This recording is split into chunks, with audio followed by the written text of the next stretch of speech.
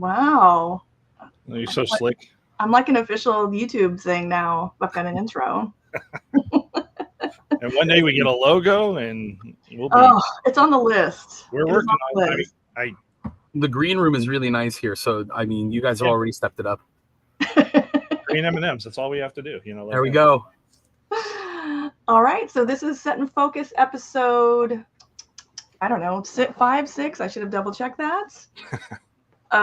But instead of looking at something that has already come out, we are looking at something shiny and brand new, which is very exciting. We have TJ from Upper Deck here with us today to talk about Batman Metal. Keith from I Want More Comics is here per usual. And thanks for having me, guys. Yeah, like where do we start? Well, wherever you guys want. We have a guest, so we start with who the guest is and areas of expertise. So TJ, thanks for joining us here. Yeah, my pleasure. You work with Upper Deck. What is official job title so that we can give you the best credit? Sure. My official job title is Publishing Content Specialist. It is a new position Upper Deck created specifically for me and for my skill and background coming from the comics industry over into trading cards. A lot of my role the last 3 years is to take our comic book trading cards, which were already fantastic, and start to add more of a comic book authenticity to it, leaning into stories that fans love, into characters that fans love, being able to navigate, we've used this character, but let's try them in this costume, and making sure that all of it is stuff that feels authentic to the stories, to the characters, and to the publisher, because ultimately we answer to them. So Amanda's heard me say it before, all the years that my teachers have told me reading comic books would never amount to anything isn't necessarily true. So it's pretty good. It speaks very much to my heart, obviously running a shop and being long time into, with cards and comics. Cards are probably still my bigger love. And what I like to see the most, and what I do see shine through in something like a set like this, is how there is that bridge that can bring in somebody who necessarily wasn't into the card side of things so well, but this becomes super identifiable, understandable, that, oh, I get that. I understand what that is. I can harken back to, like DC Annual this year had the Night Terrors insert set. And this, the art used in it, the characters that were used into it, and all this was instantly identifiable by people who turned around and were in on the event that DC did with that. Yeah. And it became a magnet. Card collectors loved it because the art quality was so high. And the parallels, the card they just stood out. We knew that was a home run insert set. When we really first ripped into it, it grabbed all of our attention. But being able to bring somebody who's not necessarily into cards to it, because the comic side is so cohesive to what you've done in the set, it's a really big joy to see that really kind of picking up and being such a focus for what you guys do at Upper Deck. Thank you. I mean, I'm really happy about that personally. Comic books are always going to be my first love. It's where my heart lies. But there's this misconception that comic book collectors only spend their money on comic books, and that couldn't be further from the truth. And my desk is not what it usually looks like, but it's usually covered in comic books and action figures and statues and props and trading cards, all of these things that I can get my favorite characters of and represent them in ways that are meaningful to me. And I think that's what's really neat about what we did with Annual. Annual at its best is always a snapshot of the year in publishing. And 23, 24 were massive years for DC and everything that they were doing, between all the all-in stuff, the jumping on points that they were creating, the Titans kind of stepping up as the big team at that point with Beast World, and Night Terrors tapping into something that DC tends to do really well, and that's the horror stuff. So it was just so much fun to be able to play with a lot of different areas, be able to make them places that people who don't read comics can say, wow, what's that? I need to read this. and B, comic book readers get rewarded for reading these stories and now getting kind of getting to relive those stories in a different medium, but still a medium that loves the source. Mm-hmm. Well, and now drawing it back to today's topic of Batman Metal, you get, instead of just being limited to, like annual is supposed to be that encapsulation of a year. Metal sets now have been set up typically over the last ones to not be universe sets, but to be geared at a specific angle, Yes. X-Men, Spider-Man, Avengers, and now Batman. So, this is a very strong set to a specific part of the DC universe. You get to play with all the different eras, like you can draw it all the way back. Like there's the insert set, was it the Clown Prince? Yeah. Has got art in there, Marshall Rogers and Jerry Robinson. It's stuff that's so deep. Yeah. Where's Richie? Richie's my manager, and we broke 6 boxes yesterday. Batman is his number one. It's either Batman or Turtles for him is going to be his home base. But he was going through character by character with me and throwing out nuggets of information because, again, Richie doesn't necessarily collect many cards, but this reached, the characters were there and the pieces were there. So when you're looking at something like this, we start getting to the checklist of just even the base set on this. This, I think, has a departure, but in a very strong way from some of the past, some from the most recent metal sets, about a low series and high series kind of being married. This one has a different relationship. So I'm setting you up. Go to town. This is so. First, I'm gonna tell you guys, and I've said this multiple times in the last couple weeks as we were leading up to the release of Skybox Metal Universe Batman. The best card set that I've ever worked on here, bar none, was Skybox Metal Universe Avengers. I think checklist was out of control. I think creatively, myself, the photo team, the type team, we all came together in kind of like this symphony of radness, and we knew that everything was kind of coming to an end for us, but we still wanted it to feel like this is just the next big thing. And that to me has been the benchmark that I'm constantly chasing, is what we did on that set. And I think with Skybox Metal Universe Batman, not only did we achieve that, I think we raised the bar with it with this one. And for me, a great example of how good a set that we put out is the base killer. Like, is the base set cool enough where someone's going to go, yeah, I'm chasing the hits and I want the autos and I hope I get the PMG. But that base set is so cool that I'm going to have a binder of it because every character is great, or the artwork, whatever the reason is. And I think that we did it with this. I think I saw Wild Celio in the background for a moment. Well, instead of... Oh, is this a special cameo? Hey! There he is. Oh my God, he brushed his hair. He looks great. He's Teen Beat over here. So in this set design, low series is the heroes. Yes. High series is the villains. So instead of having a, Avengers, X-Men, and Spider-Man all had a kind of a past and a future, right? Like it was the OG version of the character, and then, I shouldn't say future, I should say current version of the character in the high series or in the low series. Now we get to go, it's 200 characters out there, and with it, there's a couple people that get to overlap because they've played different roles. But it's a large amount of pool. And one of the strengths of Batman as far as storytelling has always been like the Rogues Gallery and the Bat Family. Those have been the two pieces that really, I sit there and I think about it. I like Batman. I like Bruce Wayne. It's fine. I like the other characters more. I like when the villains are good. I like when the family's doing its thing. Like, I feel more connected because, it just, it's more flushed out world as opposed to one man being out there and all this. Um, Andon asked about distribution of highs and lows. Yes, a pack will have 4 low cards and 1 high card, and then plus 1 insert card. Yes, low series heroes are easier to get if you're collecting the base set.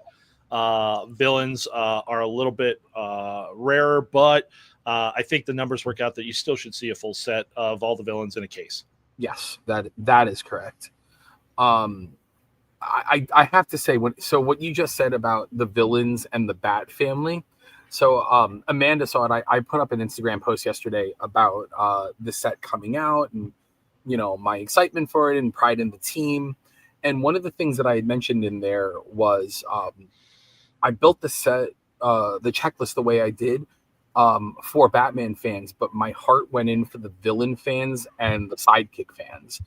I think that that's a different breed of Batman fan, those two kind of contingents. Yes. And it is so much fun when they get love in something like this, because Batman, you can do standing on your head with your eyes closed till the cows come home, and that's great. But, who's your favorite villain? Is it the Joker? Cool, that's easy. But is it someone like, Ten-Eyed Man?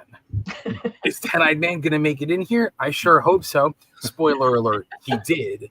But it's that kind of thing where we have the ability to get in, the heavy hitters, the B-listers, the C-listers, all the way down to the Morts, and it's still cool. Like the Eraser is in here.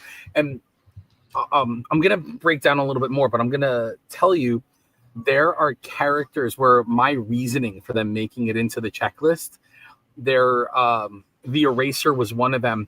And it's because he got a Lego minifigure because he was in the Lego Batman movie. And for me, that was enough reason where I can say, yep, he's going in the set. Nice. I think, Amanda, if you want to get fancy and bring card cam up while we're talking, I can flip. All right. Hang on. I can flip the so good. The base cards here. This is a full base set.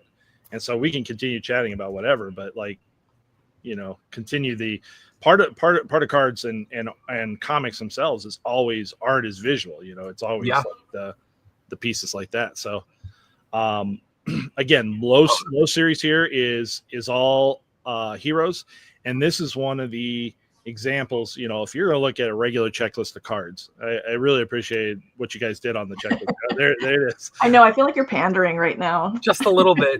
He's card number 3 in all fairness. I was bringing it up because, again, how many Robins have there been? And this set turned around. I can't get it. I hope it's coming through cleaner than Spoiler it is on looks my great. screen. It's looking Todd Knock art there from Young Justice. But there are so many. Is that coming through just really bad and fuzzy? Yeah, it's pretty blurry. Yeah. Oh, it's starting to. Yeah, maybe getting a little bit better. It's like it's got low internet or something like on my phone. I'm not happy. But you created several different Batmans in this set. You created several different Robins in this set. Paying attention to who's played what in different eras. Yeah. So what was really important, and this is one of those things where I really value the input and experience from guys like Tony and Billy and Grant, because I speak comic books and I funnel that into trading cards, but they speak trading cards and I'm funneling what they do into the content. And one of the things that was really important to Grant is whatever you do, you can only have one Batman PMG. Now, what he means by that is there can only be one Bruce Wayne Batman PMG. Right. I still need to have a Dick Grayson Batman in here, and I need to have Jean-Paul Valley in here, and I need to have Thomas Wayne from Flashpoint or Jason Todd from Battle for the Cowl.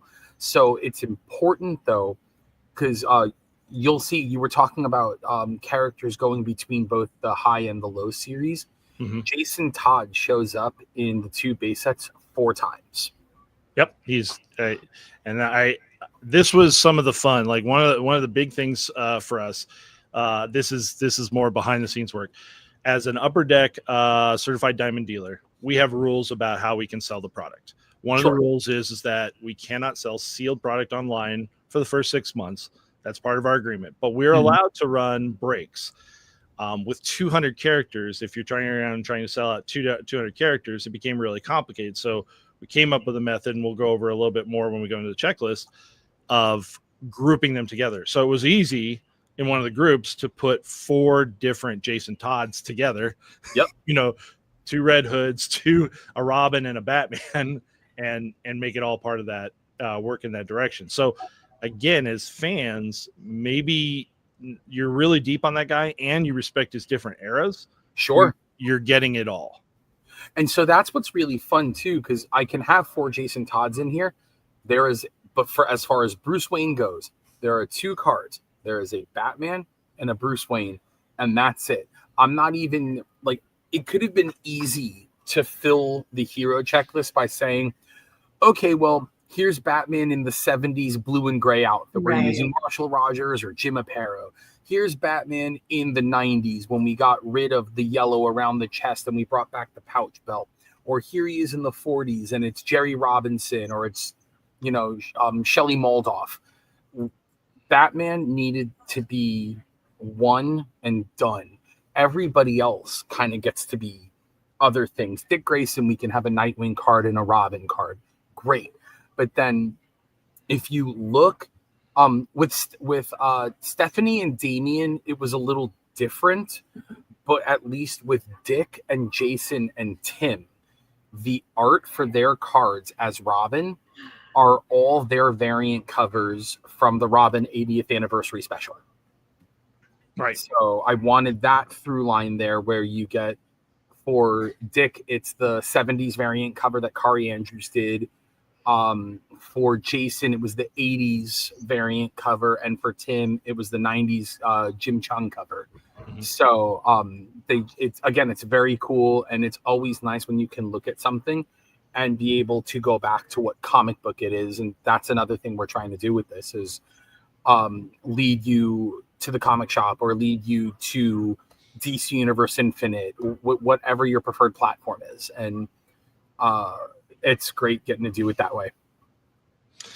No, it's been a blast to look through that. And again, opening up cards for the first time, part of the fun is like you can only get so much by looking at the checklist, but like when you first experience there and really try to get into like art selection, there's so much into that. The years I've seen card sets put together, it becomes pretty obvious about I've seen this really cool art that I really want to see, and you're like, yeah, but it doesn't work on a card because cards have orientation and dimensions that sometimes restrict you on certain things. But so I think that what I've seen here and all this, it's very satisfying to look at what the art choices were, because there was a lot of consideration you and the teams put in on picking the right things that fit for framing of the card and style of the card and all this.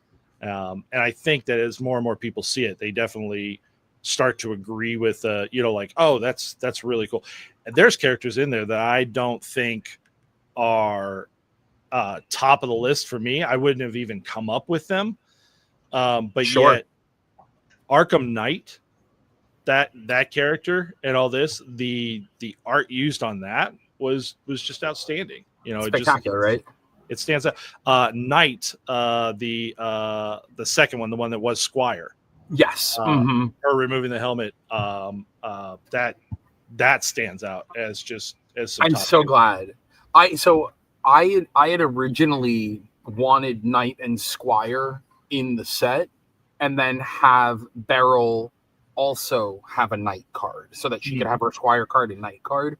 Because in my mind, that's akin to Dick Grayson having a Robin card and a Nightwing card. But DC, they preferred just having her as Knight and the original Knight as well, which works out fine. I think the art, what you just said about her, I think it sells what we're doing on there. So I love it. I think it's very cool. How fun is that meeting? So what's really funny when we have our DC meetings, the DC team is spectacular. We love working with them. but even I'm afraid that I still like nerd ramble. And it's something that I really worry about. You know, that they're amazing. They couldn't be better as far as partners go. They're really supportive of what we're doing. And then when we're like really getting into the weeds of things, because obviously we don't want to just use a cover. You know, I want to get into the book. I want to use a splash page. Like if you look at Platinum Portraits, I was really me and the art team, we were really particular, the photo team rather, excuse me, were super particular about what we were using for that. So there are a couple characters in there where we used tight panels of them, because in our mind it was, instead of wasting a half body shot or a full body shot of a character just for this, let's use what comic books are. Let's use the panel layout. Let's use stuff that we can kind of utilize in that sense. And there were 2 Jim Lee pieces in there from Hush, Catwoman and Robin. And they're both from the same issue. I think it's Batman 617, and it's both from the same page. And being able to pull those, because again, the panel is so tight. It's like maybe like Robin is just like right here and Catwoman is just like this. But then when you look at the card, when you look at the Platinum Portrait card, when it's done, you would never even know that it was a tight panel. Wow. Yeah, the Catwoman looks nice. I think you guys are using that in promo pieces. Yeah, I was really happy that they were down with that, because it was kind of like a profile, almost kind of looking over her shoulder. And, you know, you want to see characters kind of face front. But the truth is, if it fits the character, it fits her vibe, kind of like the way it does with Catwoman. Because, like, the cat, again, she's looking over her shoulder. And I think Robin, it's him kind of like smiling and pointing at himself, because he had to throw a fight with Catwoman in the scene, and he tells Batman when she leaves, I could have taken her. And being able to, again, encapsulate those moments in something like the Platinum Portraits is just why we do what we do. This has kind of naturally gone into, JC just asked a question about the PMGs being in metal sets and all this, but it kind of goes into one of the ones I wanted to bring up, which is that, again, metal as a series, metal as to what's done and all this has some foundational pieces to it where, you know, we always think of the same type of thing. So PMGs have now migrated pretty much exclusively to metal, correct? Yes, that's correct. Yeah, they're exclusively to metal. Platinum Portraits are inside metal.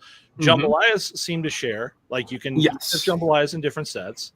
And there's then our PMG right there that I just pulled today. Oh, that looks nice. Turned out really nice. Someone else in the building got a Royal Flush Gang in blue, and it looks awesome. That's cool. That would be really great. My 5 that I've found so far in the case, I'm just grabbing the stack to know about it. And actually, I'll put them up on my good working camera. Lady Shiva. Ooh, sweet. Is a really... That's a nice one. Really good one. This one was the first one I saw, and it was spot on for me. The Thomas Wayne Batman, the villain red Batman on red, matches his logo. They're pretty good. Color matched PMGs for a character are the best, and that's a perfect example. Ooh, very nice. The hood, absolutely masterful there. Now for my 2 blues, Calendar Man, which could appeal right there to Amanda's underdog villain in my wheelhouse. Yeah, that fits really well there. And then, like I said, this was that insanely strong cool on the Arkham Knight. Again, one of those characters and concepts that I have no emotional attachment to, but we talked about it yesterday. We're not building the checklists for us. We're building the checklists for the audience. And when you look through 200 heroes and villains combined, in some way, shape, or form, every character is bound to be somebody's favorite character. Yeah, no, it's such a great chase, and is, you know, like I I'm still a person collecting and how I collect and all this. I'm partial to breaking boxes, breaking cases. I'm a set builder. I build out that way. But because of the way things are designed, and like some of the way that this works really well with the internet, like the breaks by character really help those character chasers. So like if you're looking for your specific guy, it's specific. Let's say it's a villain, right? Like your one slot plus maybe a insert slot that you find in every pack, but getting out there into say breaks and all this gives you a chance to like really target what you're after for that. But there's such like this. I'm also a huge fan, as much as I'm a store, I'm a huge fan of EPAC and the availability for you to be able to build your collections, get access to cards right away, things like that. So when this gets to EPAC, this will be a really big chase for people to be able to find their pieces that they're looking for, the characters, stuff like that. And that's before we even get into EPAC achievements, which again, if people aren't super familiar with this, if Upper Deck has a digital platform, and I say digital because that's how you get there, but the cards on it and all this, only usually the base cards are digital. Everything else is physical. You can have it sent home. You buy a pack. You're getting cards you can have.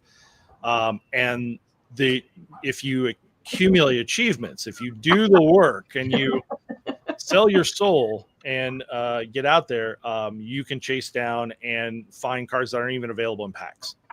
So collect an entire. We'll say I know there's going to be one. Skybox Premium will have something there. It's the type of level that makes sense. Probably a entire. Maybe the blue parallel, not blue parallel, the purple parallel, purple effect sets. Ooh. Build a whole thing like that, and you'll turn around and have that. Yeah, those look great. This is really, really fun quality stuff. And some things that Talia looks great on that purple. Yeah, and then we've got even a Jim Gordon looks great on that purple there. All of those turned out so good. I think I have one of my favorite. Yeah, this comes up as probably my favorite color match for purple. Oh man, is so good. I love it. She probably fits the purple motif, Her and the Joker. I mean, the purple anything are perfect. You know what surprised me that really, really popped on purple? Batgirl. Yeah. You know what other two characters are going to look really nice with that purple? On the hero side are going to be the Huntress and the Spoiler. Yes. Are going to look awesome on that. For anyone opening packs, purples I was seeing at about 3 to 4 in a box. So it's not, it's you're getting a couple of them there, but they have a little bit of rarity, but they're not impossible for you to find the cards you're looking for. That's kind of like the first level that's the first tier of parallels to the set. I don't like to say lowest because that sounds bad, but it's the easiest one to find because based upon insert ratio. There's some characters like King Tut who are just going to look fantastic on every parallel. He's another one of those characters that I was excited we were able to get in. It's always fun when we can use characters that made their debuts outside of comics, because the one you think of the most is Harley Quinn. Harley, yeah. There are so many characters that are in this set that debuted on Batman the Animated Series, or some debuted in the 60s Batman TV show, what have you. And the fact that we were able to use them from their comics appearances, like King Tut in Batman Confidential, is a perfect example of that. So is TJ allowed to have a public take on the affordability of this set compared to all other types of product on the market, like other companies we don't need to name? But it's not wrong. Like this is going to be an available and affordable, more affordable set to kind of get into. It's still a tier up from annual. I am happy that people are able to get the products that we're putting out and that they are able to afford them and have a good time with them. And I think that is where that is. I almost think we kind of have to wait and see a little bit too, because I have noticed like some of the big other company breakers are hyping this. So that's really awesome. I do have to say that. That's great. I think it makes a sense to a lot of people, whether you were into DC cards or not, and all this. But it makes sense when you say a Batman set, right? Like that's an easy kind of get into. You know where you're at, where you're getting into that. And I don't want to discredit Andon's comment about praising the Z-Force and the look on those. Dude, we pulled a Killer Moth Z-Force yesterday. It's great. He's so cool. I have a debate going on with the 10 boxes I've hit as to what the best card is so far. This might be it. Okay, let me get you. You want to give him really good time in the sun? So what parallel is that? Is that that's a parallel, right? So all Z-Forces are numbered. They start at 99. This is called the Detective Rave Z-Force, which is 250 for this Joker. So again, little color variations that you see how they built Z-Force with, like between the different characters. But there's a pattern difference to the foiling based upon each tier. So Cheer was called a triumphant rave, and he was to 75. The Joker is the 1 to 50. They're not in a sleeve yet because they haven't scanned, you peoples. Number one way to damage a card is taking it in and out of a sleeve. Craziness. That's what he said. My insert set that supremely impressed me that I'm going to call out is going to be the Dark Matter. Yeah, that's what I'm excited about. So Dark Matter looks really good there, right? That's the one really the most. So let me get so it. Good. Do you see how it's raised? It's such a satin matte on the back, and then a raised print on all the rest of it. And the back is just so yeah, those turned out so nice. I was at the Toronto Expo last weekend, and I can't remember what store it was, but they had some of the hockey Dark Matter, and I don't know that they had this level of. I know the Dark Matter was like embossed and like a shiny, but I don't know if the entire player was. But these look so good. So if you can pull that Robin back up, the Z-Force the Dark Matter. Yep. One of the things that I loved about what we got to do when we were doing image selection is we weren't limited to just Batman books if it was an image that worked for the character. There are images that we pulled from Birds of Prey books. That Robin was from an issue of Young Justice. We pulled stuff for Nightwing from the Titans. Anything that could ensure that the character, in terms of our medium, is at their best. And I think that's a perfect example of that. Well, and you get to play a lot with, you find the right character in the right era, and it's the artist that it's identifiable with, right? Like Todd Knock right there, yeah. Right, like, oh yeah, that's what I remember when I think of the character, when I put that together. Another one that I've only seen 2 of, because I think the odds are like 1 in 4 boxes. That's that Clown Prince of Crime. It's got a little bit of lenticular to it, but this is an all Joker insert series through the eras. Okay, both of those 2 issues right there. Okay, so that the first one with him behind bars is from Batman issue 1. That's the first Joker story right there in the issue, and the panel for that is like super tiny, and DC was able to help us work that out so that we could get it looking the way it did. So shout out to our homies over at DC for helping to make that happen. The second one that you had with the Joker in the car, Detective Comics 826, Paul Dini and Don Kramer. It's a Christmas issue called Sleigh Ride. It's a Joker Robin story, and it's one of my favorite books from the year that came out. Paul Dini's run on Batman is incredible, and the fact that we got to make that a card, I was really happy about. You put the credits on the back of the card. Mm-hmm. Well done. Okay, every Thank you. time that can be done, it's so good because again, it's just again back to the connection of the medium. Yeah, to have that type of thing. So it's you had it on the back. It was Detective 826. Yes, 100%. The boy still got it. I wouldn't have corrected you, but I will absolutely validate it. Please correct. It's okay, but I appreciate that we're locked. It's going to be really tough to get it on there. It's really tiny on there, but it has that on there. And the little back tells a little bit about the story that it was pulled from. It's also, if you haven't read it, it's a terrific story. It's a lot of fun, and it's all done in one, which is so rare in comics these days. That's really cool though, because sorry, Keith. You mentioning the DC helping you with that initial one. Yeah. So there's a lot more, as someone who doesn't know anything about how all of this works, there's a lot more back and forth. Like there are a lot more they work a lot with you on this. One of the things that makes me really happy about that is that we speak the same language. I'm not worried about. I mean, let's use an example, right? Let's say eventually I want to use a character like Ultra the Multi-Alien, which is no longer a deep cut because Mark Waid's using him in the Justice League Unlimited book. But if I'm like, hey, I want to use Ultra the Multi-Alien, and I say I want to use some of the old Mystery in Space stuff, but I want to use some of the stuff that Matthew Clark did on Superman Batman in the mid-2000s, I'm not worried about sounding like a crazy person because to them. Yes, to everybody else I sound like a maniac, but at least at DC, like our buddies, Jeb and Hector and Doug and all those guys, we ask for those things and it's great. Show us what you want to use and we'll be able to get it for you.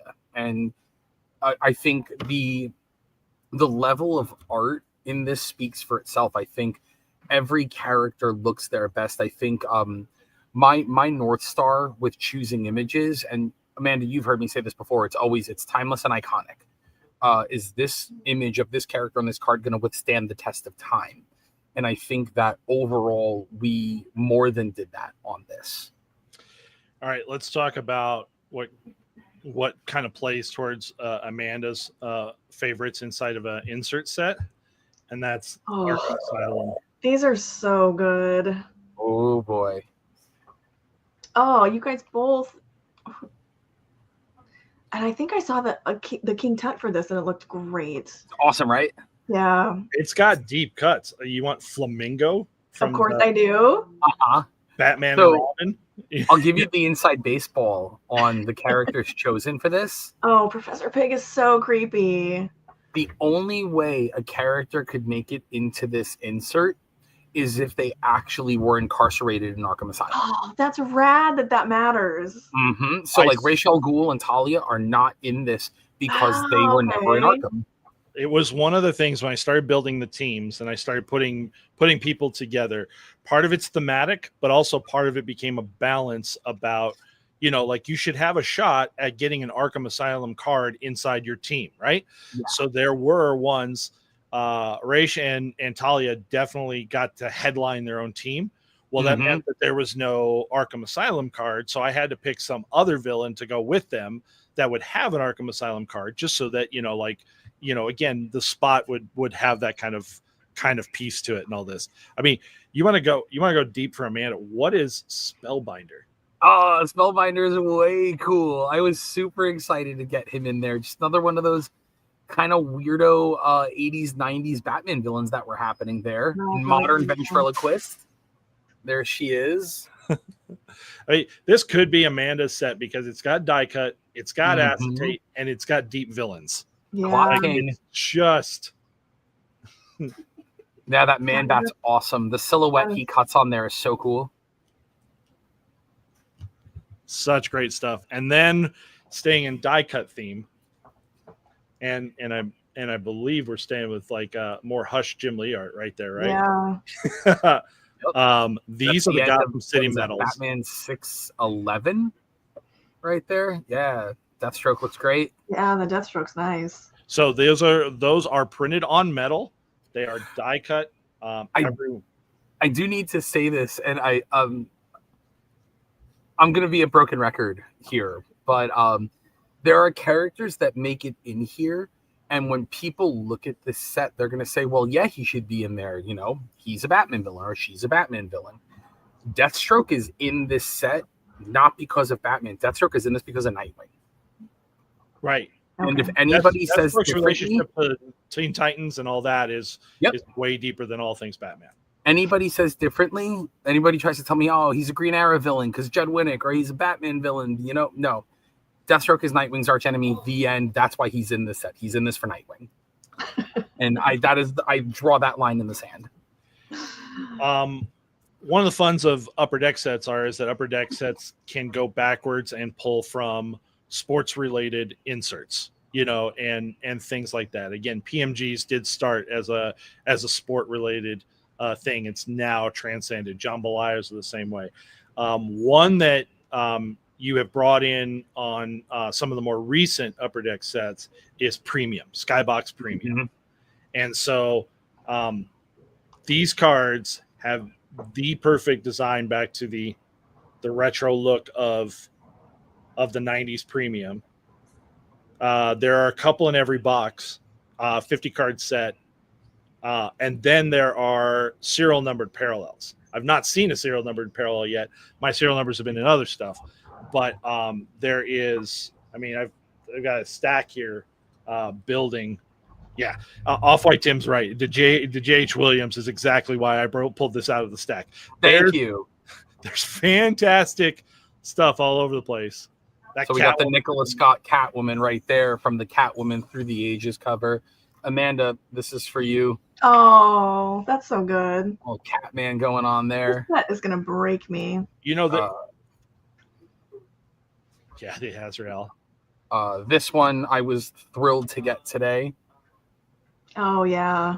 I remember buying Nightwing issue 1 on the racks in 1996, so getting this is very cool. Keith, I do want to bring it up. Do you have, for the premiums in there, do you have the Robin card? I have at least one Robin. Is there multiple Robins? I know there's a Damien. Do you have the Tim? I have Tim. Perfect. You talked about the relationship that we have with DC as far as our back and forth goes with getting artwork. So I'll give you guys a story on that card. So that image of Robin is from a 1993 DC Comics house ad advertising the Robin monthly book. Yeah. The only time that image was ever used was on that house ad until we got to do it on this card. So I really wanted to use it. I wanted to make that happen, and they were so cool about it. So JC, real quick, I do want to point out that off the top of my head, they did take the 95 Marvel Metal design and used it in hockey. Okay, recently. So Metal 100% was first in Marvel. And Marvel, and then the Batman Metal set that had to do with the movie is where Metal originated. Metal is ours that we shared back. That was for the non-sport people out there for it. So I do have. Sorry. No, I was only going to bring up one other. This is kind of like where Premium gets both sides of the candle here. Yeah. Is that I love the Batgirl that's from the Batgirls series. Yep, that eye roll. And then you can go really classic when you're finding Scarecrow. Scarecrow is fantastic. I think that's a Brett Blevins Scarecrow from Shadow of the Bat, if I'm not mistaken, and just so cool. One of the things I love doing when I end up with my checklist is I will try to find the attribution of all of the art. So I will reverse image search. I will remember what it is. I'll flip through books and I add it to my own checklist because it's always something that I like having kind of hanging around. We've had a couple chat comments in the there that chat loves when we know who the credited artist is inside the base cards because they do like extending that out and potentially chasing down the original art from the artist that was out there. Most of it might have been snapped up by now, but it's kind of that extended fun of how do you take your hobby a step further. Yeah, I mean, look, that stuff matters, Yeah. I do have to say, Tim brought up the '90s Azrael image on the jambalaya is everything. I am so excited to hear that because Azrael never looks better than he does in the '90s, and I know everybody tries to redesign him or they try to do different things. He gets new costumes or it's someone else as Azrael. There is nothing better than Jean-Paul Valley Azrael by Joe Quesada with his big, clunky, weirdo mittens and flaming daggers coming out of them. And if any time we can use Joe's Azrael because he co-created the character, I'm always happy to do that. But on the base set, and this is where this is really cool, the base set card for Jean Paul as Azrael is the Jim Lee variant cover when he was doing those COVID charity sketches, and they turned them into covers. We used Jim's take on the 90s Azrael for his base card, and it's awesome. Nice. I think we've only skipped over a couple pieces. We saw Grandioses take an exit, but now we get a new kind of thematic parallel there that feels like it's at about the same kind of level, and that's the Retribution Nemesis versions. So this here, they have that, and the deal is that the low series are called Retribution, right? And I'm trying to get to, it's got a different pattern foiling for it. Right, those have like circles and dots. And then the high series are all called Nemesis. And they have kind of more like a space or water swirl. I don't know. Yeah. I'm sure there's a nice technical term that I don't know. But these are a couple per box kind of thing instead of Grandiose now. Which part of me, I love my Grandiose. I have master set on X-Men on Metal X-Men, but there are some times where things start to overlap. Like you have a purple parallel and then you have purple Grandiose, so it's not bad to see it. You get a little bit of a different feel to it to kind of stand out from each other. And I think the only other thing I hit so far that this is 1 in 3 cases is the number for this. But I did hit a sketch. Ooh, that is a beauty. That's awesome. Talking about an amazing sketch here. Who is the artist on that? I can tell you it looks like the Instagram tag is FWA Kata. Okay. I haven't looked it up yet on the checklist to see exactly what it is, but I love that the artist put all the information there in case you could not be obvious about it. It is Scarecrow. It says right there. It's funny though, because how many times in group, obviously Scarecrow is fairly obvious, but sometimes people are like, I don't know who this character is. So that's actually really nice. Yeah, there are some characters where it's a little tough to decipher in a sketch card, but it's nice. Even with something like this, they spell it out. Oh, and I guess I did have this high end hit the. Oh wow! I haven't seen those yet. Touch. So the Lady Shiva image there, that's from the Black Canary Best of the Best, and can I see the back? Yeah, just being able to use that image from a book so recent was very cool. I will show you. We did get an auto in the box that we opened today. Oh, cool. I have not seen one yet. Oh, nice. Got a Jim Starlin, Jason Todd. It's from really the nice issue that Jason kills a dude and lies to Batman and says he didn't. So not only do we get the auto, but it's on a controversial issue there. So that's very cool. Nice. There's the back of the card as well. Oh, that looks good. Yeah. So Jim, Tim, obviously. Congrats on that, Tim. Having his Bane sketch pulled. First pack pull for him. Ooh, very cool. Really great for that. I think that across the board, there's plenty of great pieces inside this set. I think that there's plenty of things to chase. I think that the character quality in the checklist was really strong. And thank you. It's a lot of fun to see it, get put together that way, because this is a deep universe. Like there's a lot to pull from. We can always, like, you can always go through. I'll bet you everybody can find some character that's there that's either like they're super glad they got included. You can't find a lot that missed the checklist. Like there's only one to me that, like, you only have an insert card, but for the Batman Who Laughs, he did not make the main set. Yes. That one was a little difficult. My concern with him was having to tap into all of the other elements of Dark Knight's metal. And I kind of wanted to keep things as core as possible, because the moment you do the Batman Who Laughs, then it's, well, the Red Death has to be in there, and then the Drowned has to be in there. And the problem with a story like that, where I totally get what, you know, Scott Snyder and all those guys were doing, but it's everybody's Batman. Yeah. So it's here's Aquaman as Batman, or here's, you know, Flash as Batman, or here's Doomsday as Batman. And I kind of wanted to keep things more or less as core as I could. And I know that there are variants, like obviously Thomas Wayne from Flashpoint makes it in there, but I think there's something with having him in here that taps more into the emotional core of Batman than say something like the Batman Who Laughs. But I didn't want to leave it out because I understand that the character is popular, and again, you want to feed everybody's enjoyment. Well, and I think that on the other side of that is this set is not filled with characters that don't fit, right? Like there's no Superman in this set. You don't see Green Lantern. You have Flash, but there's a very specific reason why Flash is there. And again, Flash and Thomas Wayne kind of play, you know, hand with that. And Flash has got where were you going with it? Flash.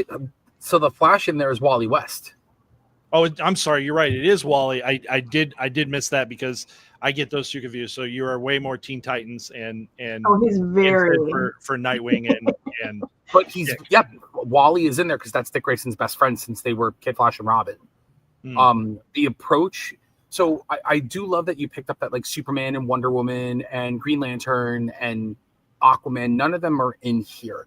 But the difficulty on building a set like this is 100 villains. Again, you can do in your sleep. 100 Batman villains is easy because you get all the coolest villains. You get, you know, kind of the lame-os that are really cool, like Condiment King, or I mean, Kite Man's not even lame anymore. He's had this amazing renaissance since Tom King. So you can't make fun of him anymore. You say Kite Man now, everyone says hell yeah. But we were able to get, you know, Nightwing villains in here like Lady Vic and Brutal and Blockbuster and Deathstroke, obviously. There are Robin villains in here like Anarchy, which is great. You get Birds of Prey villains in here, and being able to tap into all of that is really cool. But how do you fill 100 heroes when the core Bat family you think of is really at its most tight, it's maybe 7 characters, but then you go further and it's like 15 to 20 Bat family characters, not even including GCPD, right? Then you got Batman Inc., you know, the Batman of Many Nations. So a lot of what I had to think about was, how do we make 100 character checklist that feels authentic? And that's where you start looking at your main characters, your Batman, your Robin, your Nightwing, your Barbara Gordon, and you start to see where the branches come out of the tree, where are they leading to? So for Batman, rather than the Justice League, which is low-hanging fruit on the tree, I went with the Outsiders. You did. We were talking about that this morning. I was like, Outsiders? Because what was the original title of the book? Yeah, Batman and then the Outsiders. Isn't that like 85, 83? 83? Yeah. So Black Lightning and Katana and Halo and Looker and Geoforce all make it in here because that was Batman's team. Now, sure, Black Lightning and Katana will make it in a Justice League if we do a Metal Universe at some point. Sure, Wally is going to make it in a Metal Universe Justice League if we do that, obviously. But we're not looking at them from that lens. We're looking at them through their relationship with Batman or their relationship with Nightwing. And that, to me, was really important as far as how do you protect the integrity of the PMG. Well, you're not focusing on this area of their life. You're focusing on this. So to continue filling that with Dick Grayson, the Titans that are on here, while it's their adult versions of themselves, it's the Wolfman Perez era. So it's Donna Troy, and it's Flash, and it's Tempest, and it's Arsenal. No longer Kid Flash, Wonder Girl, Aqualad, Speedy. Then you get Starfire, Cyborg, Raven, and Beast Boy. And you get the Titans that everybody loves. And again, taps into Nightwing and who he is, because when he's not with Batman or he's not in Bloodhaven, he's off with the Titans. The most fun, though, was Birds of Prey.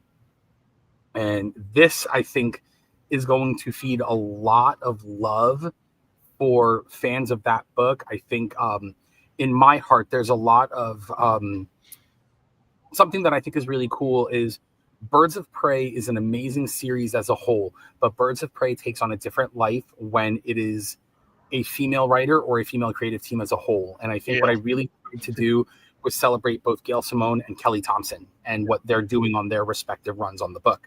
So it's obviously Black Canary and the Huntress and Lady Blackhawk are the easy characters to get in here. But this was also my way of getting Blue Beetle and Hawk and Dove in a set like this because they're in the Birds of Prey. It's not going to hurt Blue Beetle's PMG if we ever do a Justice League set, because I'll focus on Bwahaha and Justice League International for that Blue Beetle card. And here it's him as a Birds of Prey agent. Big Barda, it's the same thing. She's on the Birds of Prey in both Gail and Kelly's respective runs on the title. And it's not going to hurt her being a new god and being a member of the Justice League, because it's a different life for Barda when she's with Small Bat, as she calls Cassandra, and you get a different dimension of this character. And if we're not looking at all of these characters from those different kind of perspectives, then it's not the DC universe as a whole. You know what I mean? These characters are more than just the one thing that they are. But here, with what we're doing with the checklist, we get to focus on, this isn't Big Barda, the female Fury. This is Big Barda getting to just be a person, you know, but still being the badass muscle of the team. So I think the fact that DC was so cool about that and they were so excited about it, and we were able to make that go, but then we still had room again for the Batman of Many Nations, and we had room to do Dick as Robin, Dick as Nightwing, and Dick as Batman. But then you have room to focus on Damian, and you have room to focus on, gosh, I mean, we have GCPD in there. We've got, you know, reporters like Vicky Vale and Deb Donovan in there. So like we're all over. But then the heroes as well, the Creeper and Ragman and Etrigan, you know. So yeah, Etrigan was fun to see in there. There really is something for everybody throughout all of that. No, I think it's really good. Bringing up Big Barda. Big Barda was the first question I had from several people. Was like, wait, is Mr. Miracle in here? Is like this type of stuff? And to see that behind the scenes from you as to why, you know, what was the narrowed in focus on this? Because obviously you're designing, you can grab names and they fit because they're DC, you know, but to see it actually thematically put together, you start to see the TLC that the team puts into this that actually produces a better product, because it makes sense. It feels cohesive. It's put together that way, instead of I've just got to jam a Superman card in here because everybody loves Superman. When you just did a Superman set with Superman Brilliance, right? You have availability for that fan base to find what they're looking for. Plenty of it, yeah. And look, there are characters that I did want in here that didn't make it in here. Like Deadman makes it in here, which is great because you can connect Deadman to Batman, and you can connect him to Nightwing. So both of those are great, and it makes sense. I had really hoped that I could at least get the original core Young Justice team in here for Tim on the base set, but the reality is putting Wally in here for the Titans is a little bit of a stretch, I admit, but again, he and Dick Grayson are best friends, and I will push that forever. But on Young Justice versus the Titans, you get a Super and a Wonder. On Young Justice, you get a Superboy and a Wonder Girl. And the truth is, you don't want to have those two words in a Batman set. Even Donna, she's not Wonder Girl. She's Troya. She's Donna Troy. So it broke my heart to not have YJ in there, because I think that's the book where Tim really starts to grow as an individual and not just Batman's partner or the solo hero hanging out with Spoiler and, you know, the will they, won't they. This is where he gets to be mini Batman, and it's very cool. So I totally understood the reason why. Swamp Thing was another one. I really tried. I'm a little sad that didn't happen, but he does make it in the Brave and the Bold insert. Mm-hmm. So that was very cool getting to see that. I do love that. So you know, the truth is there are more wins than losses in a 200 character checklist. Yeah. Yeah, that's just like, that's a testament to how much is going on in this universe, that with 200 spaces, there were still cuts. Oh yeah. You know, and I, it's obviously sugar with the medicine, because there's still the pivots of, well, what about this character? What do you think about us using this? And it starts to become this kind of natural sort of collaborative effort between us and DC. And I think that, like I said, the base set alone proves what we were going for on this. No, I think overall, they just high marks on the set. It's delivering the fandom. It has the pieces there, and it's wide.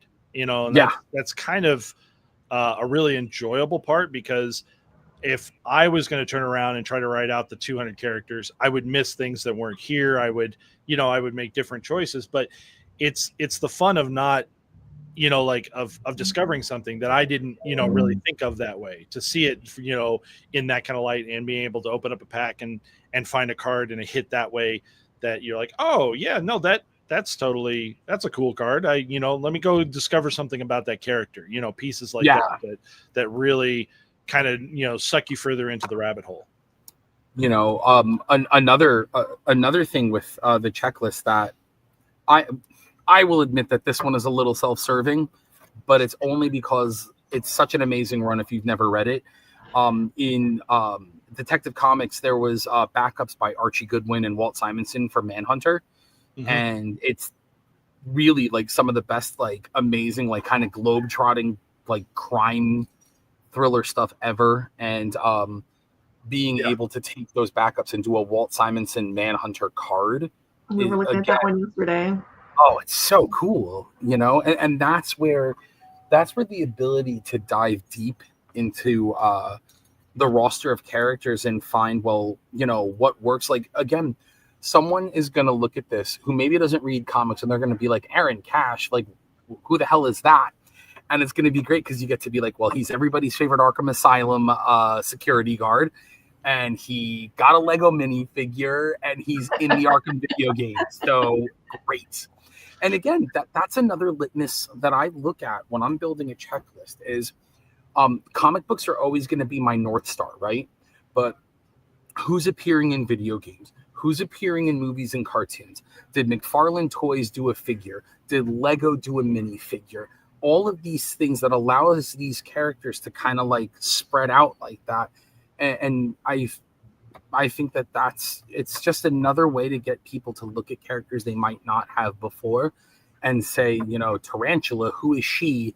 And then, you dig into the Nightwing stuff. So. Well, and you put Condiment King in there so that you look like a genius when James Gunn uses him next, right? Like you're just like you're Nostradamus kind of idea there. Like I complained about this to Amanda the last time. I was going to say you're going to trigger him. He's trying to be deep cut guy, and then he's getting like. I keep got by James Gunn, and I'm going to tell you how. I have a checklist on a card set that I'm working on that has in it, and I kid you not, if I'm lying, I'm dying. It has on it Crimson Centipede, Animal, Vegetable, Mineral Man, and the Fisherman. And all three of those characters cameoed in Creature Commandos. See? And you're just ahead of the curve. Yeah, but he doesn't look like it now. That's exactly it. And he's going to get to Space Cabbie and Ultra the Multi-Alien before I do. And then I'm going to look like I'm biting when I know we're sharing the same wavelength, but nobody cares. No, it's fun getting to do that. You bringing up Condiment King is a perfect example. Characters like Condiment King and the Eraser and Zebra Man, like again, real Mort's there, but every dog gets his day. And Kite Man again is always going to be the perfect example of the dorky villain who ends up making good. And so it's just a matter of time before people realize, the Eraser is lame, but he's cool lame. So, well, when I was putting my teams together, you brought up Aaron Cash there. I was like, oh, he's got to go on Killer Croc's team. Yeah. Oh, that's perfect. Absolutely. Like it's just like these little matches that just kind of, weave and dodge between each other and all this. I did get to the point in time with when I was doing characters at the end, I was like, all right, all the inserts are balanced. Everybody's just going in, and there's stuff in there that just kind of like was filled in a couple spots, but it's a tremendously fun set to see, what the breadth of it is. It's really cool to see that the thought process at DC is so much more. I'm sorry, at Upper Deck is so much more than just a names off of wikis. Yeah, Kind of thing. that's really been interesting to me. But like learning all of this, that's how collaborative it is. Has really been the interesting part. I've taken, and so this is something that I've really taken a lot of pride in, and it's really kind of become. Do you remember the episode of The Simpsons where Homer and Lisa, when they're at the power plant together, and he has the sign and it says "Don't forget you're here forever," and he changes it with all the photos of Lisa to make it say "Do it for her." And I've always loved that moment there. And there was a comment that someone had left on. I think maybe within my first year going into my second year here, about some of the Marvel sets that had come out, and they had said, it feels like someone who loves comic books is building your checklists. You can feel and see the difference in them. And that was the first time that, like, you get compliments because you work hard and you do well. But it was the first time that there was a tangible sort of ability to see what the sea change is that we're shooting for here. And the team that I'm constantly getting to work with here, they love the material, they love the characters. And look, you've heard me say this before, Amanda, I don't need anybody to have the depth of knowledge that I have because I don't want to get put out of a job. I need everybody to have the depth of love for the characters and for the stories, because if you love this stuff the way that we do, we get to fill in the other side of what we do at Upper Deck. Grant and Tony and Billy are machines as far as understanding the card market and understanding the audience. And I have all the respect in the world for the work that those guys do with it, because again, I collected cards, but I came from comics, so I'm coming from a different place with what we're doing here. What was important to me was, does everybody feel like they're a part of this? Because there is a level of exclusivity that comes with collecting trading cards, and I understand that that's a part of this. But I'm also shooting for the inclusivity of, is your favorite character here? Is your favorite artist here? Is your favorite story here? And if you get to meet one of us at the booth and you want to gush about, holy cow, I can't believe, that random issue of Gotham Knights made it in here. And then I can say, oh man, I loved that issue. That Brian Boland cover is great. That's why we used it. That's what I love. And that's what's important to me. And between our design team, the type team, the original art team when we have OA products, the team that I'm working with on content, Sarah Durbin and Alex Booten, they are just spectacular. And I mean, it's total Bat Family vibes over here. And I know it's all warm fuzzies, but we can't make cool stuff like this if we don't understand that there's nothing wrong with all of us being cogs in a machine, because the machine is what's helping us get this out. And I think when we look at it that way, there's no reason for you guys, for our fan base, for the customers, for the audience, whatever you want to say, for the universe, however you want to put it, to look at this and go, oh man, that feels legitimate. It feels authentic. It feels like there's love being put in. And again, I can gush about that all day long, but you don't make cool stuff if you don't love it. Well, and we're in a collectible sphere here. We're in a area where people turn around and either have to pay for the pieces that they're looking for as they're chasing it, or even potentially sell the pieces that they're not interested in because it wasn't fit inside their collection. It's okay, like this becomes sometimes a little bit of a battle in the spheres, right? About the you're here for the money, you're here for the art, like that type of stuff. The the big deal that I see that I really like is that I'm okay with anyone who wants to collect for the values. That's fine. But when we get to take a little bit more time and appreciate the content of it, or it drags us a little bit more in, or we get to have a bigger conversation over, like these storylines and these characters and all these pieces, at the purest level, you're just finding a way to enjoy your own hobby at a deeper meaning, and you get more out of your dollar, right? We're all you spent money on a box of cards, and if all you did was just flip through it and pull out the one high value, the one serial number or whatever, you could have enjoyed it more. You could have turned around and done that. And when the product is so well put together, like what you're talking about, when you and the teams get to put all of that TLC into it, that makes it easier for us to, kind of like the hobbyist side, to talk to anybody and say, hey, it's fine that you sold that, but what's really cool about that art, and where it's sourced from and where it came from, and why I think this Batman art on this insert was really cool that they put it there. You just get an extra level, right? Well, there's so I don't have one here, but the base card for Batman for card number 1, the Bruce Wayne Batman card, is perfect. Okay. So it's Jim Lee art from Hush, but this is where this is really cool. And I'm going to give a shout out to our production team over here.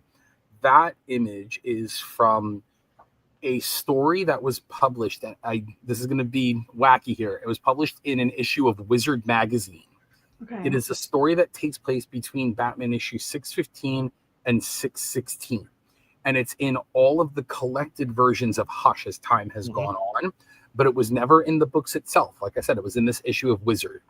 But the page, that scene that we pulled from, there's all this green light hitting Batman from the Bat computers. So there's this greenish sort of hue on him. But that image to me was perfect for card number 1, Jim Lee Batman, in our first truly dedicated Batman set. So we asked DC, hey, can we color correct this? We're popping out the image. The green light's not really going to work for us. Can we have our production team color correct this? And they were like, yeah, if you guys think you can pull that off, show us what you're going to do. And that was the finished version. And DC was like, absolutely go with that.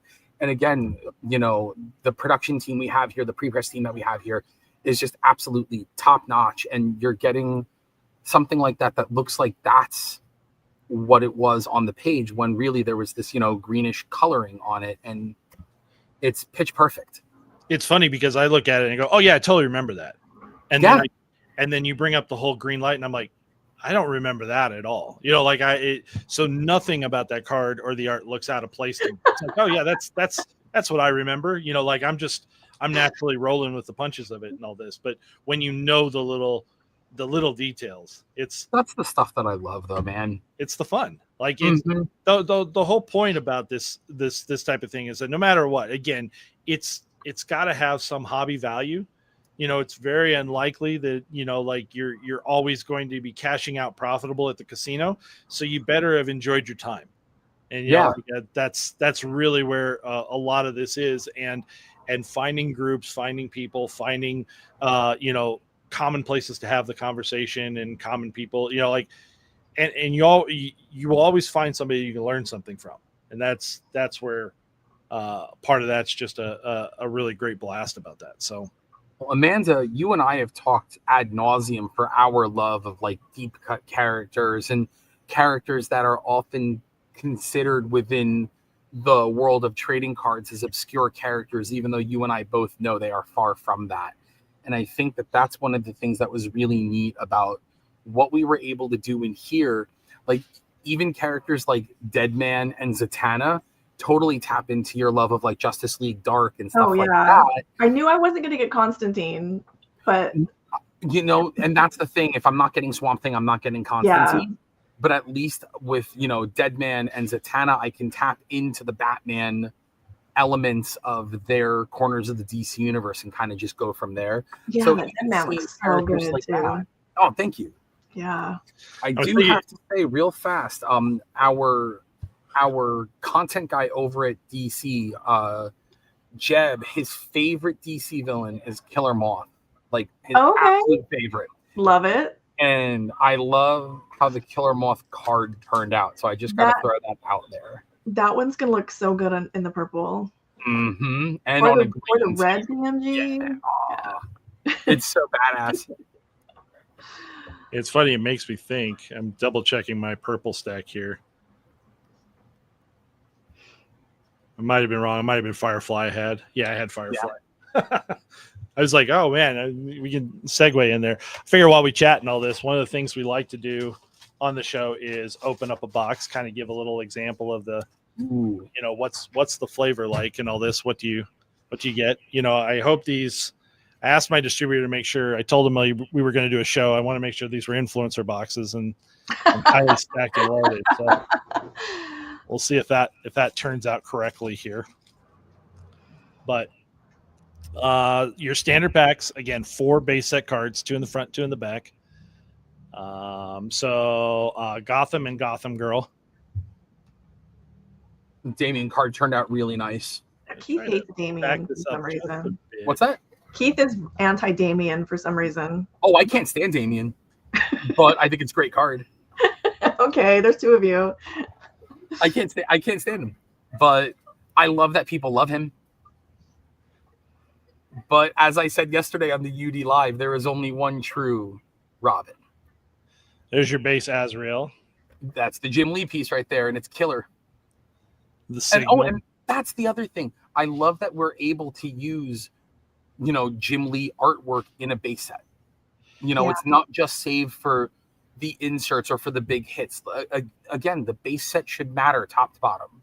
I was going to bring up also on the backs that if you're not 100% familiar with a character and all this, there's decent, you know, there's a substantial amount of information on the back here. Debut, real name, you know, the statistics, powers and abilities, and then a little bit of a story there for every card. So if there's somebody on there, like I think most everybody who's going to open this up is going to have some character that they didn't know a lot about. So that you could turn around and find that. Our high series villain for this box, Owlman, really striking, and our purple rat catcher. Owlman's another one where there's a hero Owlman card and a villain Owlman card, and love that we were able to do that. There's the Jason Todd. Mm-hmm. Silver St. Cloud. One of Bruce's many love interests in this set. Oh, we're gonna look. We're gonna get all the Nightwings and the Robins now because we're opening this with TJ. Detective Jason Bard. There was 3 or 4 detectives. Police Detective Bullock, Detective Montoya, Jason Bard, and then obviously Jim Gordon. Yeah, Jim Gordon was the other one. I was really. So Nightwing, our villain, Killing Croc. Oh, so good. Which I believe that's the first one I've seen of that. He looks awesome. Look at him.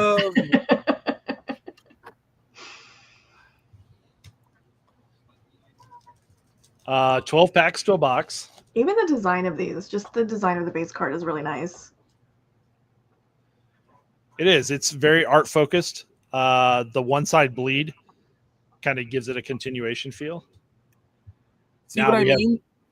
We have double Azrael because there are 2 Azraels. Oh. So did you get a pack with Beast Boy and Cyborg in the same pack? You know what? I have seen a lot of thematic packs. I don't know love it. Just the way that they run. Oh, that's right. Some of the outsiders come together, don't they? Oh, that's awesome. I love it. Tiger Shark for our villain. And our purple. Oh, good one. Nobody's that's gonna your want hero, that one. Harley. Nope, not at all. That's the other thing that I loved is that for Harley Quinn, we got to feed both audiences. The hero Harley is like kind of the modern, you know, kind of punk rock outfits and all that. And the villain card is classic Jester. Is the classic, yeah. I love it. Geoforce looks awesome. Gypsy. Very cool. Birds of Prey. Alfred. The Goat. And yet another Robin. The Goatist. We're going to Robin up. Amanda has willed it to life here. Amanda, this is your fault, not mine. Calendar Man on our Nemesis. Very cool. So again, you can kind of see that patterning. Oh, that's awesome. And then I believe I'm gonna put an asterisk next to this because it's dates always slide around when things get delivered, but I think it's 2 weeks out for blasters. I believe that's correct. That's pretty typical. I know I've got mine on. Actually, it may be as soon as next week. One of my distributors is showing that, so it's right around the corner. But there will be blaster product for this. Ghost Maker. There's your Batman. So good. Lady Blackhawk. Another Birds of Prey card. She looks great. Clown Hunter. That was fun to get in. You'll notice same pack. Yeah, that's awesome. If you want to both get into that. Your Batman of Many Nations. Deadshot is our villain. Awesome. And Judo Master here. Another Birds of Prey character. Yep. And classic Charlton character. Which is fun because then you can put her and Blue Beetle together for Charlton, like the Sentinels of Liberty, the old Watchmen characters. I love the Michael Cho art on this Batwoman. I like the JH on the premiere, but so while you have her up there, Michael Cho is one of those artists where everything he does is perfect. So I love that we got that for Batwoman. Etrigan just too big for the card. Yeah. That's so a great good. Canary.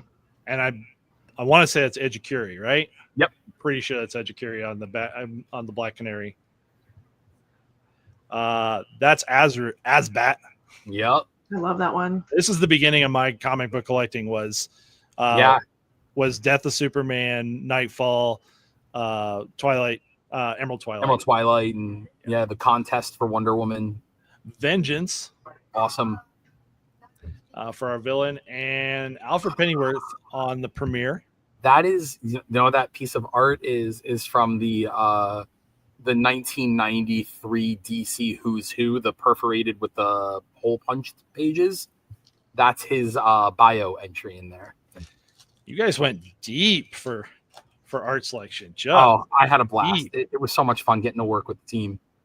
Raven Red. Big Barda. Fantastic art. That was a great card. Thank you. She looks awesome, right? Onyx. Very cool. Get to put her with Orpheus. And Batman here, Luke, right? No, Jace. Jace. I get my foxes confused. Foxy dudes. Our villain is Zebra Man. So good. And Professor Pig. So good. That image is so creepy. Oh. Yeah. Yeah. If these were parallels, foiling would be a different color and you'd have a serial number up here. Okay. Everybody watching your own cards at home.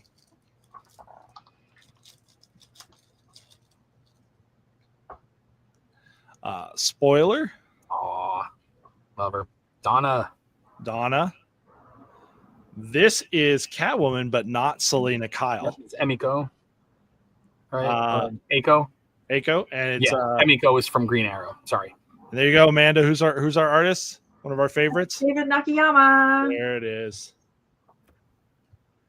Heartless for our villain. Our other hero is Oracle. I love that you got a Gilliam March Oracle. That one's Dan Mora right there. That's not Mora. Eugene's on Instagram. Wait, and he says the stream has been great aside from the Mets cap. Oh, hurtful. Come on, man.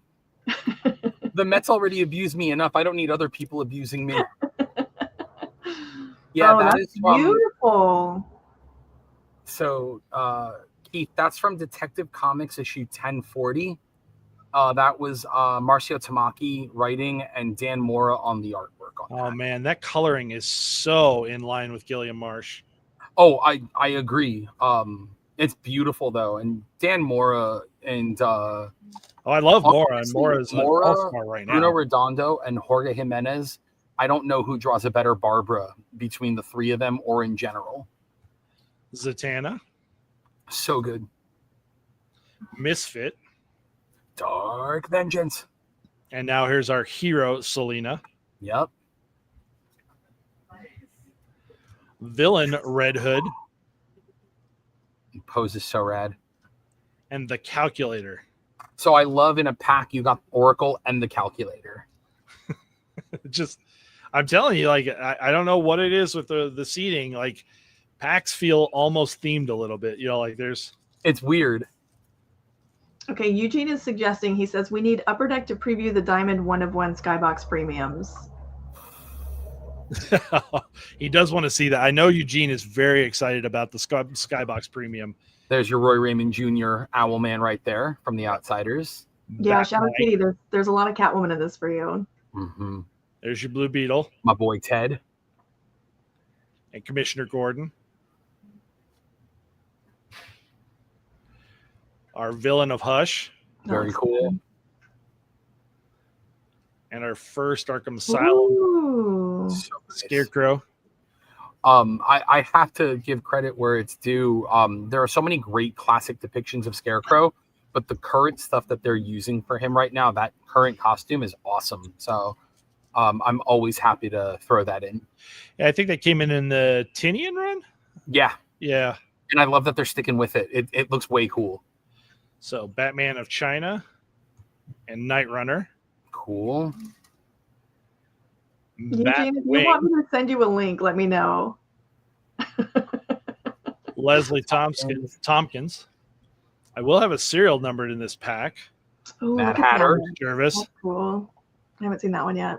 And so this is the serial number to 175. This is Tiger Shark, Lime Green FX. Wow. Serial number 52 out of 175. The irony of a DC card being numbered at 52 in the poll is not lost on me.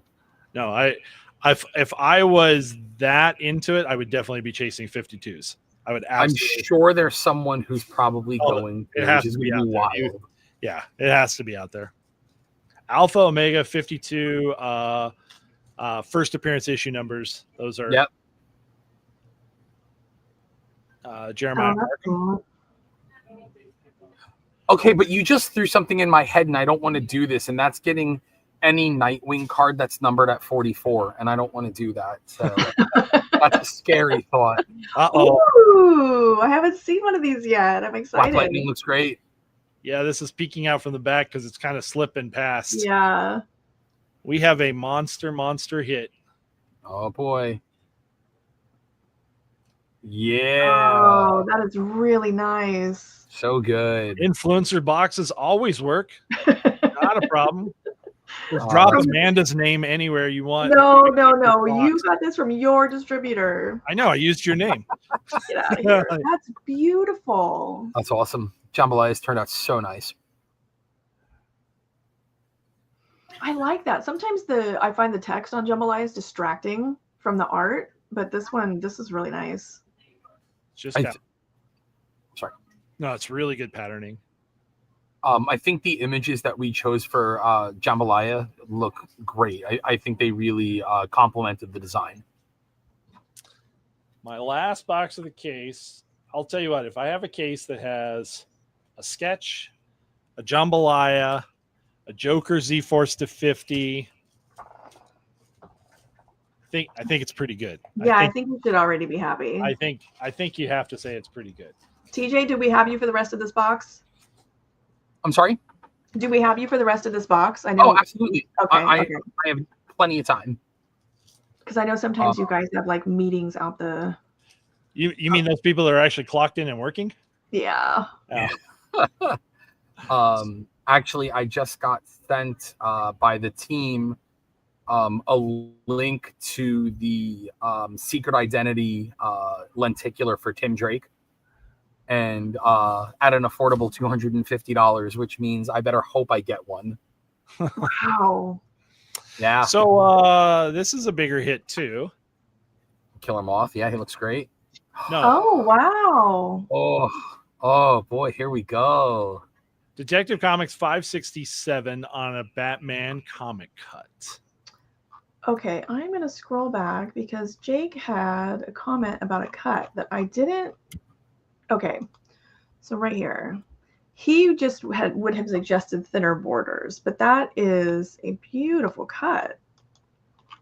So I couldn't remember why I went with Detective 567, but now I remember it's because it was written by Harlan Ellison. Oh, that's really cool. And the art there is thematically also, which of course is stunning. The cut then also kind of feels a little bit more horror related there, with the look in her eyes kind of idea. Yeah. Like that fits really well for the. Yeah, you can't complain about this case at all. No, there's no refunds offered. Ghostmaker, Batman, Black Canary. We've seen you'll see base cards pretty repetitively, because I think in a case of my math was about 5 to 6 base sets. It was the villains that because there's one per pack. Oh, that's beautiful too. That is really good looking. Oh, so good. I also love that you even get a ghost Batman in your background from Mr. Freeze. Yeah.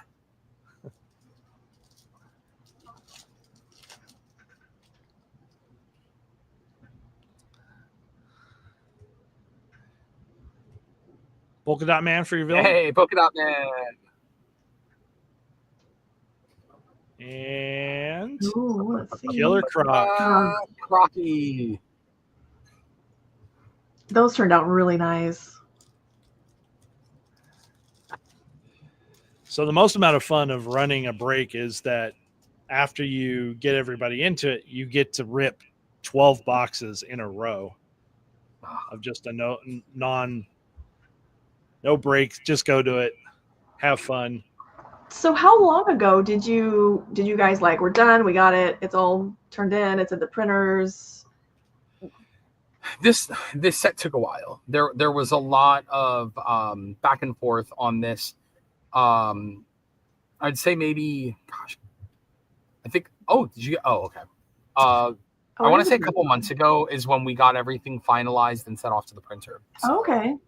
So this took a while. This is called a Harley Quinn FX. If you'll notice, the background has got a gradient between her primary colors, and they're serial numbered to 75. So this is 09 of 75. Abner Krill.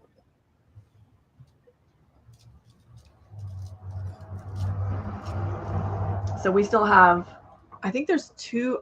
Oh, I'm never going to remember off the top of my head, but I think the blasters have 2 parallels exclusive. I think they have Aqua. I know I saw Aqua on the list. And a Justice. You know how some of them are named, like Retribution? That's right. They have okay. Quarter vowels for our villain. There you go. So, fun fact, the admin team for DCCW, their group chat is the Court of Owls. Should I be scared? Just means we're closely watching. I was going to say, it feels like I better make sure that everything that follows this is just as good. Eugene likes the Harley Quinn parallel better than the pink 75s of the past. Professor Hugo Strange. And to answer a question somebody asked me yesterday, yes, he is in a bat suit. Yep, that was intentional. Oh, that's awesome. Oh, he looks great. And that's Andy Kubert, Ra's al Ghul right there.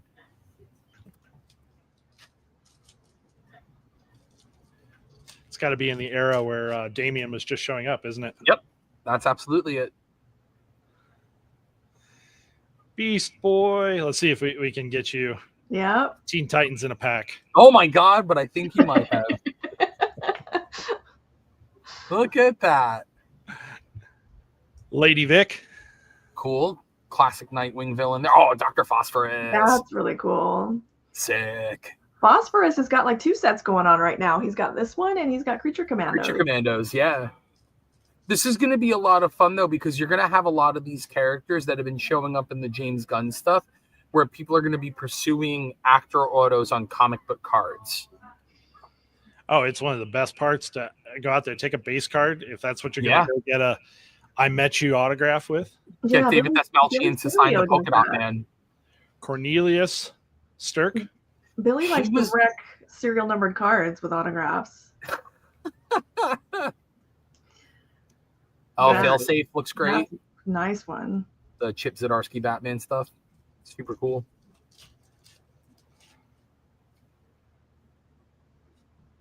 There's Deb Donovan. Grey Wolf. Made me instantly think of the Suicide Squad movie with the art. Her makeover is very cool. We'll go Kite Man for a villain. Hell yeah. Sorry, you have to. Yeah, Tiger Shark for the purple. Very cool. See what I mean, though? Go back and look at the Kite Man card real fast. Huh? Look at how cool he looks. And it's from War of Jokes and Riddles. It's just a great looking image of him there. And again, sometimes you're just taking kind of the dorkier characters and just, putting the lens on them differently. It's super fun. There's Dick Grayson Batman. Flash. There he is. El Gacho. Manhunter. Okay. Oh, Lord Deathman. Sick. That is cool. And Blockbuster in purple. So we were just talking about finding like themes within stuff. Pull back the Batman and Flash card real fast. It's Kid Flash and Robin taking over the mantles of their mentors. See, I think you guys were spending way too much time at the printer trying to theme out these packs. Like So I have nothing to do with any of that stuff. Once I'm done building checklists and putting I'm very suspicious because what was the name of one of your panels at San Diego Comic-Con? Oh, it was the sidekicks panel that I did, right? Specific to that, about how they have like overcome their mentors to become more beloved. Yeah, they absolutely have. Batman of Japan. Being Batman is sad, but being Nightwing is cool.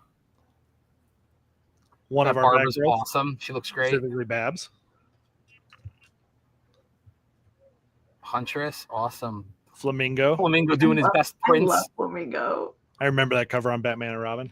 So this isn't Purple Rain. Is that Fuchsia Rain? Jeremiah Arkham on purple. Looks great. Our last pack, which we've already hit a serial number. I think you're good. I think there's no disappointment in these boxes. Holly Robinson Very on cool. that Adam Hughes. Oh, it's just so good, right? So good. Harvey Bullock. I actually think one of my favorite parts about this is pointing out to people like images you've seen that you just thought, oh yeah, that's Catwoman, and it's not. Yeah, you should pay attention to the little details. Mr. Bloom. Greg Capullo. Cool. I love that we kept the flowers and everything from the image. Yeah. It just looks cool. And there's your villain Clayface card. On your nemesis. It's really good. It's a really, really good set. It's a lot of fun. I cannot tell you guys enough how proud I am of what we put together with this. The, top to bottom, the brief that Tony put together, the build that he put together with this, everything that all of us got to do, kind of helping the vision that he had come to life with this. And I mean, this is the Batman set to compare all Batman sets to, and it's not just because it's the first one; it's because the set is killer. Well, and I'll say this: I hate taking away of the shine of what we're currently working on to talk about the next thing, but sure, without going into any details, because again, we're mostly a show about one set at a time kind of thing. But the two that have been announced that are through distribution right now are the Batman Adventure set. Yes. That will be coming down the pipe and has a lot of good details inside of that, including autographs and inserts, funds, and things like that. And Fleer Ultra Superman, right? Yes. Yeah. Yes. Okay. I'm just trying to remember what did I see here? I'll tell you this, as a store owner, one of the big deals is when it's announced at first and my orders aren't due yet, I don't pay a lot of attention because it's like, what do I got to work on this week? I was just this morning working on the comics that we got to put the orders in on for Monday, kind of thing. So like my mind kind of stays real narrow. So I knew it was a Fleer Ultra set. I thought it was Superman. I could have named anything out there in the DC universe and it could apply, but so both those sets are on the horizon. Yeah. And out with solicits right now. I'm super excited. I mean, Batman the Animated Series is the perfect set to get people who don't collect cards to buy it, very specifically because everybody watched Batman the Animated Series, everybody watched Batman Mask of the Phantasm, all of it. So it's, I mean, that a product like that sells itself. The autos in there are all super cool. I don't know how much has been advertised and solicited with this, so I don't want to give away too much. They've got like a 6-page quick little sample deck out there and all this. We've seen there's triple autos. We've seen that there's dual autos. And I think it's okay to say that the autos are not facsimile character autographs. They are not. I can 1,000,000% tell you that our autographs are real and they're spectacular. Yeah, that should absolutely be promoted. Yeah, I love that show.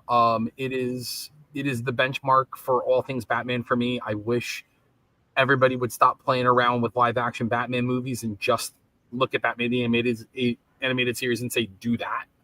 But, until we get to that, we can say, Mask of the Phantasm is the best theatrical Batman movie ever, and Batman the Animated Series is the best animated Batman ever. So getting to celebrate the show with these cards is going to be awesome. Yeah, my manager that was with me breaking this yesterday, Richie, had changed his Facebook profile to the Batman Animated, honoring the passing of Kevin Conroy, which the anniversary was this week. So that's all the voice I hear when I read Batman.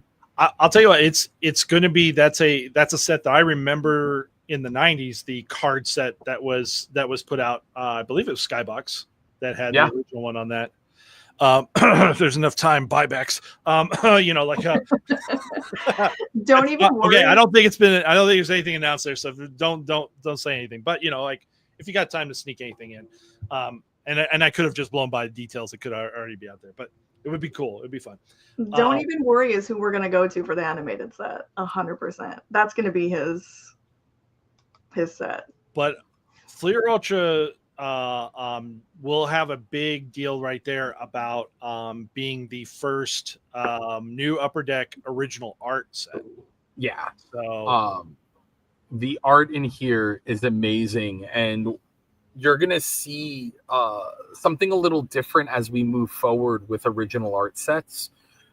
There's gonna be a healthy mix of Upper Deck artists that we've worked with in the past that everybody's familiar with. Noel Grego is a perfect example of that. And the work that he's doing compared to his Marvel masterpieces is like night and day. The masterpieces stuff was really good. The stuff that he has coming down the pipe is out of this world. So you'll get, again, the usual kind of Upper Deck artists that we work with, but we're also getting comic book artists who are associated with these characters to do art for them in sets. That's exciting. And I'm trying to think of I don't want to give away too much because of how good it is, but I mean, there are Superman artists where when you think of Superman, you think of this artist or that artist or this artist, and they're in the set. Oh, but you're specifically, and again, I don't think this is giving away anything here. The artist that we know for the character is doing a new piece for the set, is what it is. This is again, nobody gets lost. Not publishing artwork; it's original art. Yep. Yeah. So, will Batman without giving away terribly much, JC? Yes, Batman will be in the Superman set. On the base set, there are guest star characters in there that have connections back to Superman in kind of specific ways. And I want you to kind of think about what I had talked about with the reason why the Outsiders, the Birds of Prey, or the Titans were in the Batman hero base set. The approach we had on Fleer Ultra Superman with guest star characters is how do they connect with Superman in a real way, not just because like Hal Jordan's not in here just because he and Superman were on the Justice League, but you know, obviously Batman and Wonder Woman are in here for much deeper reasons. So, but there are other characters in here that I don't want to reveal. Amanda, you will roll your eyes at me when you see who one of them is, and I'm sure you can already maybe guess, but there's a reason. I'm just putting that up for Steven, who joined the chat for a little bit there. And all this. Oh, yeah, he's a massive clip collector. Yes. Oh, it's so good. I mean, Canary's costume at that point's terrible, and I don't think I'm out of pocket for saying that her weird jazzercise feather shoulder I think it's like the thing headband or... Oh, it's terrible. It's atrocious. But you know, them's the 80s, right? It was a wild time. And don't forget too, for anyone who is going to collect Batman Metal, they're pre-released the 5 promos as EPAC exclusive releases. That's right. For achievements from the 85th set. So those we go. did Batman, Joker, Harley, Catwoman, Robin, and Nightwing on those. Yeah. And all of the images for those cards were not repeated in the Metal Universe release. I have no idea why my brain wasn't working. I forgot about those, but I know where they are here in the store. I'll be bringing them tonight. Oh, good. I brought home a couple sets of I still haven't gotten mine taken off the EPAC and sent to me yet because I'm terrible. My Superman promo card is still on EPAC. Oh, yeah. Those actually, I've graded a couple of those. The quality on those is really nice. They're awesome. The blue and the red are expensive. Steven, I can't do that. I would die at my desk and then my wife would kill me for dying at my desk. I love comic cuts. I think that they're way rad. The amount of work that goes into comic cuts is it really is a Herculean task to make those go because, you know, obviously we're trying to make sure we're getting the right books. We're trying to make sure that it's not, you know, just some, and pardon me, some bum ass panel in a card. You want to make sure you're getting a character, like something cool and all that. Like, right. They're tough, the comic clippings, but I am glad that people still love them because it's more of a reason to continue doing them and allow them to still feel special. I'll say this because I don't want to blow up Steven's spot there, but there are some specific books on this checklist, the Batman Battle, that really stood out that you guys used and had there. You know, it might have been 4 books by Mazzucchelli, maybe shall we say? You know, like a book from way long ago that every time I see it come into the store, you recognize the Neil Adams cover real quickly. You know, some stuff like that. You know. Yeah, there's some pretty good stuff out there. I know for sure that I threw in there the Steve Englehart, Marshall Rogers, the Joker Fish. Yeah, I know I have that in there, which I was super hyped on. There's a huge focus in this of issues that have meaning over just. Oh, we just did all the New 52 Batman kind of thing like that. No. You've got a great Court of Owls New 52 in there because it has meaning. You know, I'll be the first to say, like, the New 52 is not my jam.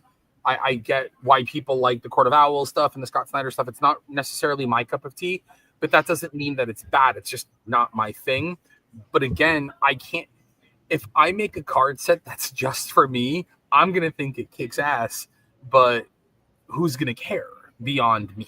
So with the comic clippings in particular, one of the things that I think about is the villain in the issue cool? Is the guest star in the issue cool? Is it an issue that has meaning? Is it a game changer? Was it a tentpole? Is it character defining? Is it something that people still talk about? Does it hit top 10 lists for whatever various reasons? I don't want to put in just a comic book just to put in a comic book because who cares, you know? But if it's something that someone's going to go, oh man, I remember buying this issue when I was 11 and I loved it. How cool is it to have it now? That's what I care about. If I'm right, I saw on there the Robin Has a Bad Day is in the is Oh. what I call it. The is Jason that what Todd you Robin wrote? has a bad day. It's Yeah. in there. Like, Which we also have right there. yeah. Yeah. Yeah, but the votes were in. Look, so this is going to be weird, and I'm going to sound like a terrible person, but there is this new thing in social media where it's, how could anybody kill Jason Todd? He was just a kid, this, that, and the other. First of all, it's fiction. Like, it's fiction. But secondly, I would vote to have Jason Todd killed 8 days a week and twice on Sunday if it meant I got Tim Drake after him, and I have no qualms about that. I got what I got. So I will tell you one of my favorite things that got recycled and that I was there for. If you've seen the Grant Morrison documentary, in the beginning where somebody's asking him, hey, you know, like, so in All-Star Batman, how old are these people? And Grant Morrison just really tells the guy, he's like, it's just a story. Like, if you're getting wrapped up in these details and how the optic blasts work of Cyclops and things, you know, like, it's just a story. You're supposed to just be there for the story. And the best part of that being used in the documentary, I was in that panel and I was 2 seats away from the guy as he got obliterated because the microphone was right there in the aisle, and I'm sitting right there. We literally went in the panel. I was like, oh, I like Grant Morrison, and man, I could use a break here in San Diego and sitting. So we got in and we saw that live, and it was fantastic. But it's that idea that, again, like, you know, like it's important to be in the story, you know, to be into the whole things. And there are plenty of things that we can critique, and we're like, oh, I didn't love what they did in that story. But there are also, it's the foundation that got us to where we are. So I'll be the first one to talk about something like aging in comics frustrates me, because you can't age one character without aging everybody else, and no one ever does that, and they don't take that into consideration, which is why you have to accept the sliding scale of things, and you have to accept, you know, some characters are just going to be what they are forever, and that's fine. But a good story is a good story, and you can't lose sight of that. And one of the things, at least going from the comic book to the trading card, that we're trying to do is highlight good stories, highlight memorable moments, highlight vile moments in some regards, obviously. But it's really all about, what are you still talking about? Well, it's so foundational, right? You kind of, you need that book that you're talking about with, you know, Jason Todd, or you're not getting, you don't get Tim Drake. Nobody gets Red Hood. Nobody gets all the pieces that come afterwards. You know, like when good storytelling is there, you know, then it leads you to the next thing. That's why you wanted to be there. Look, here's your comic book hot take for this. Okay. And this is going to be an Instagram reel. I don't know. I'm fine with this. Okay. Amanda's here. She can make it. All right. I'm making the note of what time. People say Jason Todd is their favorite Robin because they like Red Hood, but Jason Todd is nobody's favorite Robin, and people have to accept that.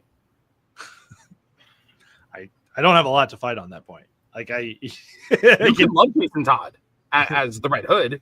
It's great. What are the memorable Jason Todd moments? He stole the tires off the Batmobile. He pushed a dude with diplomatic immunity off of a roof, and then he got killed by the Joker. And the costume. And am I making this up? And that was voted for. Yes. Like, we voted for that. 1,000%. So again, I have no qualms about this. And I know that the Tumblr community is going to come at me for saying that Jason is nobody's favorite Robin, but historically it's a fact. You don't get to change history because you like the Red Hood. Your point about it becoming so popular of an opinion out there was strong enough that recently DC did the What If He Lives? Yeah, which was great. They came back and told the tale again of the what if he lives and all this. And it's worth knowing. Yeah, yeah, totally.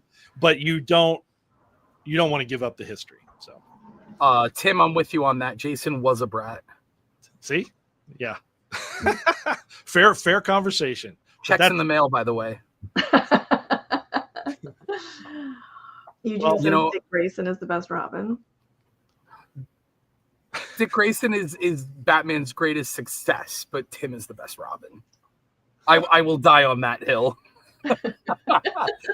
Look, I do have to say, throughout all of this, one of the things that I do love, all the joking and all the kidding with all of this, is I don't necessarily think that anybody's opinion is really wrong. I love that everybody has an opinion that they're passionate about, but we can all bring it to the table. We can all have fun with it. I think that everybody needs to remember that when you're ripping open the cards and you're seeing what comic it came from, if you're new to comics, or if you're old and you've been reading comics forever, or, you know, you've been reading comics 5 years and you see your favorite moment, that's just more conversation at the table. Oh, here's a hot take. Oh, Tim, how can you have that say Damien is your favorite Robin? Killing me, Smalls. Killing me. But I do love that everybody has a favorite period for Batman. Everyone has a favorite Batman costume, a favorite Batman villain, a favorite Batmobile, and all of it counts.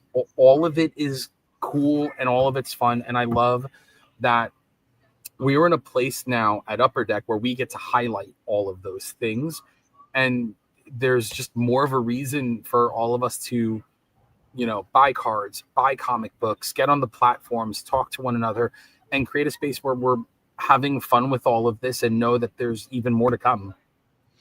I don't ever get really into a lot of hot controversial takes, but I like to try to find the insightful point. And one of my big deals about watching this new evolution of Upper Deck and the DC license is that I feel like the DC universe creates a more bought in fan.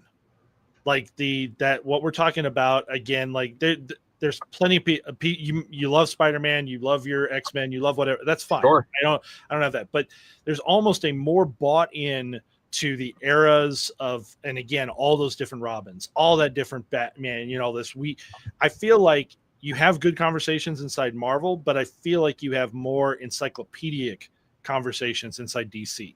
And one of the big deals is that the fandom gets, you know, just more a deeper level. And you know, it's not a bad thing, and it's not a knock against Marvel, but it's a strength of DC that, you know, when I'm an X-Men guy, that's my first and foremost home, but 60s team, 70s team, 80s team, 90 team, 17 versions of 90s team, you know, like, there's teams and eras and all that, but Batman's been a stalwart, you know, like you've had a little bit, you know, where he had to take a timeout, take a nap, you know, when, you know, Darkseid hits him with some Omega beams, you know, no big deal. But, you know, like it's still, it feels, you know, like the eras can be very separate, but there's just a robust amount of information there, and people like talking about it further than they talk about like the eras of Cyclops, you know, kind of thing. Yeah. I think it's a great thing, and I think it can get fed into inside of cards can feed into it very well, because you look at a card, you're not getting a story, but you're remembering all the stories that it invokes. And that's where you really kind of get into that. And I think the stories help you remember the emotions. Like invoking those stories invokes the emotions that you felt reading those stories, good, bad, or what have you. And I think that's what's really neat about the DC universe. And this, what I'm going to say, overall, to the degree that DC does it, is way different. But Marvel has really, in the last decade and a half, embraced the concept of the legacy character, whereas DC is foundational in legacy. When you look at Marvel's Golden Age heroes, who are the only ones that really still have relevancy? Cap, Bucky, the Golden Age Human Torch, Namor, you know, Destroyer comes back once in a while, or, you know, Miss America comes back once in a while. The Invaders isn't even Golden Age. It's a 70s thing that takes place during World War II, but like, it's not super relevant to the modern foundation of the Marvel universe. Whereas the DC universe is absolutely foundational in their Golden Age. And you can forget about Superman, Batman, and Wonder Woman, because if you want to talk about it in continuity, Flash, Green Lantern, the Atom, the Sandman, Hawkman, Wildcat, Johnny Quick, Liberty Bell, so on and so on. The JSA, the All-Star Squadron, Infinity Incorporated later down the line, whatever you want to say. But the golden age of comics at DC and the companies they bought, like Fawcett and Quality and National, that helped build the DC universe that we see today, is so important. So you can do that depth of conversation there and be able, like, we have Lady Blackhawk in the Batman set, who is a Quality Comics character. We have Blue Beetle, who is a Charlton character. Like, there are characters that are in a Batman set that didn't originate as DC characters. Like, Lord Deathman originates in the Batman manga in Japan. Like, that's where the depth of not just roster choice, but the conversation, like you're talking about, that the audiences get to have, like, that's such a huge part of that. It is. It's really the enjoyable thing. I think it's something that more and more that you get to see inside cards, and the hobby of that is again, reliving that and getting that extra layer there. So for what it's worth, I'm going to say this, the Lord Deathman thing I brought up, DC just solicited, I think it's in Batman issue 4 or 5 by Matt Fraction and Jorge Jimenez. They're introducing Lady Deathman, and my excitement to throw her on a card is going to be super cool. So yeah, I did notice that the very first thing when you popped up on the screen, I saw your framed up Fraction Jorge's in the background right there and all that. That series is taking off so well. So the reason why those are over there, and this is for you two very specifically, my goal, I have talked about this in here, is I want to do a lenticular of Batman and Robin. Oh, okay. They swapped the color palette, and it's the same pose. I think it would look so rad. Nice. So I don't know where we fit it. Does it go into a DC annual? I don't know, but my goal is to make those two a flip lenticular. DC annual next year is just going to be absolute everything. It's just man, you got so much content to work with.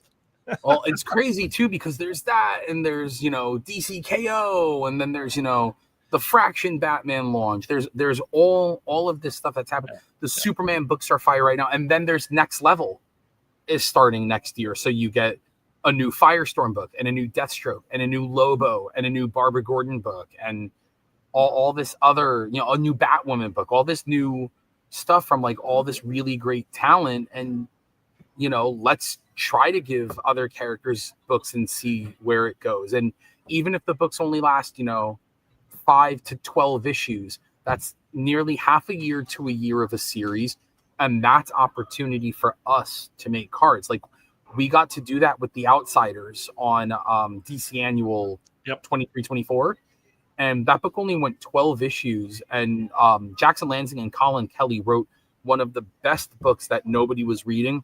And for anybody who is watching this that hasn't read it, if you liked Planetary, you need to read that book. Trust me. Sorry, that's the comic book nerd in me coming in. That's okay. It's all related. That's the whole point, right? This is about the enjoying of the hobby and not hyping up the PMG golds. So, they're there. They're great. I hope you pull them, everybody. But enjoy your pack, even if it doesn't have the 101 Batman out there. Yeah. Oh, sorry. All right. I'm all excited. I know, but we've kept you for 2 hours now.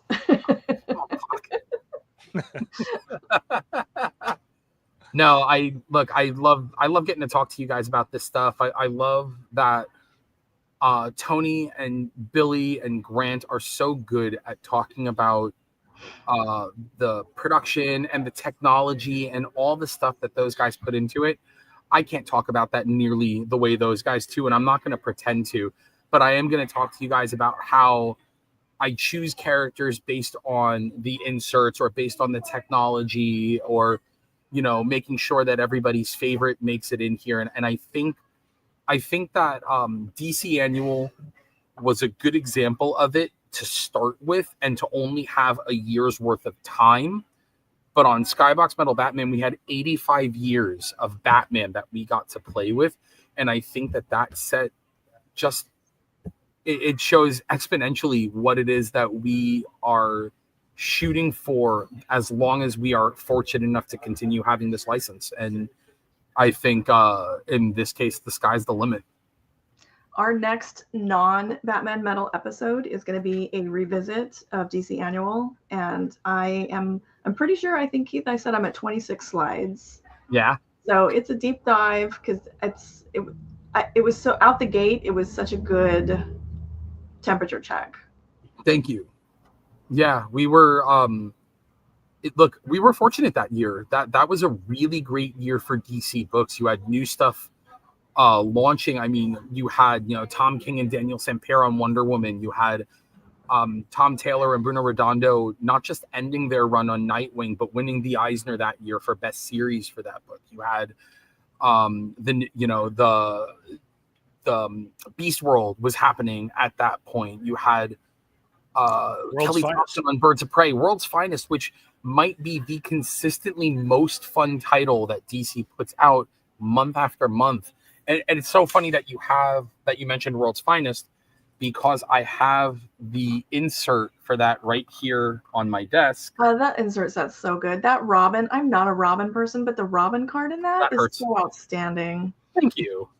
The Robin on there, that cover was so much fun. Do you know how in demand that book is right now?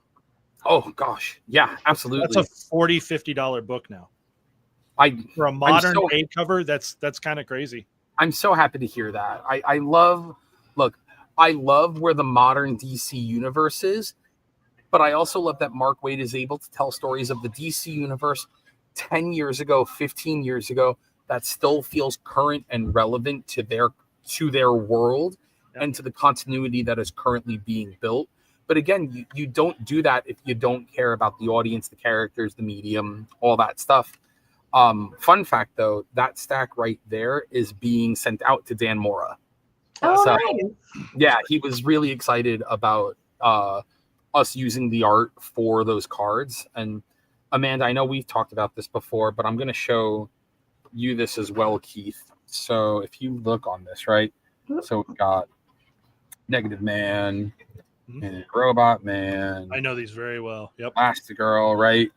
Wonder Woman, Bumblebee, and Firestorm. All of those images were composited. So the backgrounds for those cards are not where those characters are from. Yep. DC was so cool about allowing us to build a card that worked better for a card. But in order for us to do it, I had sourced different backgrounds that Dan Mora drew so that it's not another artist's art. It's still all completely Dan Mora. That blows my mind. Just Keith, just that they bothered. You know what I mean? Like, nobody would notice, but that's amazing. No, I'll tell you what, my nerd manager noticed. Oh, I love that. I mean, he did. Again, right now, we know, for those in the comics, know what Dan Mora is putting out, know what he's doing, know the insane workload that he's able to deliver right now at the high quality. It's through the roof. He is absolutely, you should. I've been following his work all the way back to him and Gillen doing Once and Future for Boom Studios. So it's great to see all his hard work and effort pay off, and everyone recognizing him for the talent he's got.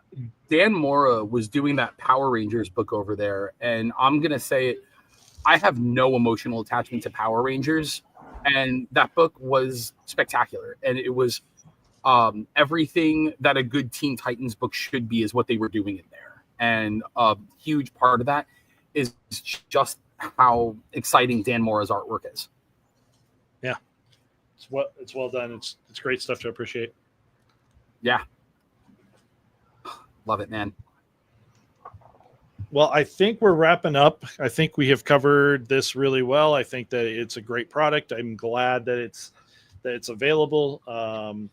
We'll have fun breaking it tonight on Whatnot. We'll probably be trying to run that as many times as we've got cases, just because it's so much fun. I think the community is going to react very well to this set. And then if you check your local comic stores, turn around and find that it's available online. And at some point in time in the future, it'll be available on ePack. So for everyone to get involved in that community, get the experience of being able to trade around and chase what you're looking for. Like I said, I may be the person that wants to sell you your cards because, I'm a store, but on the flip side, I believe a lot in ePack and what it provides for the collector base out there. So I think it does a really good job for that. Yeah, ePack's great. It's a great platform to land. Again, it's not digital; it's physical. And if you have any questions, you can always hit any of us up. Amanda, we've talked about your expertise in ePack, so I love ePack. I love I'm excited for what the exclusive parallels for the set are going to be on ePack. I'm looking forward to that. She leaves it right in the air, just in case you're willing to spoil it and answer. No, he won't. He never do. They've got like CIA training over there to protect. I know that's the funny part from us watching and all that. So they're always watching me. Thank you, TJ. We really appreciate the my pleasure. It was a blast today. Absolutely. And I'm terrible at promoting myself, obviously. If you guys, if anybody here ever wants to talk comics, talk cards, you can always catch me on my Instagram. It's at Stars My Destination, no A in stars, so STRS. I'm always down and available. Thank you guys for supporting what we do. Like I said, I think the future of the product is only beginning. So thank you. That's really good. That's exciting. Thank you. Thank you.